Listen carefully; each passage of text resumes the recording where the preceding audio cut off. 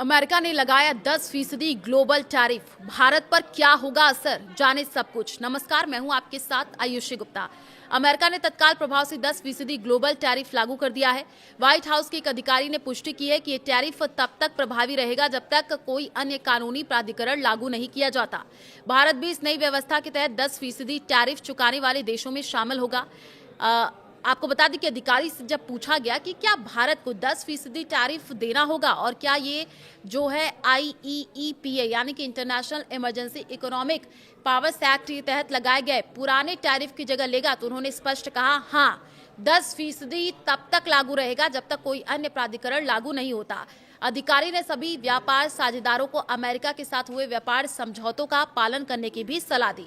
ANI की report के मुताबिक ये फैसला ऐसे समय में आया है जब अमेरिकी सुप्रीम कोर्ट ने 6 से 3 के बहुमत से ट्रंप प्रशासन को बड़ा झटका दिया।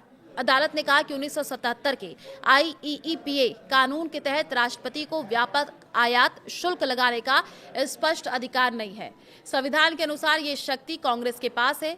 मुख्य न्यायाधीश जॉन रॉबर्ट्स के साथ नील गोरसच, एमी कोनी बैरेट और 3 न्यायाधीशों ने बहुमत का समर्थन किया। वहीं जस्टिस सैमुअल एलिटो, क्लेरेंस थॉमस और ब्रेट कवाना ने असहमति जताई और प्रशासन की शक्तियों का समर्थन किया। इस फैसले से अरबों डॉलर के रेसिप्रोकल और टैरिफ अमान्य हो गए हैं। अनुमान है कि सरकार को 130 से 175 अरब डॉलर तक की वसूली पर रिफंड दावों का सामना करना पड़ सकता है।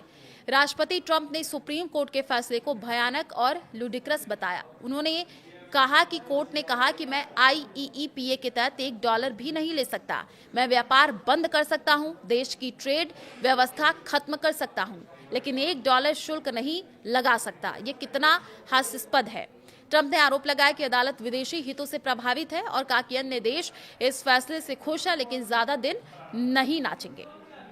सेक्शन 122 के तहत नया टैरिफ।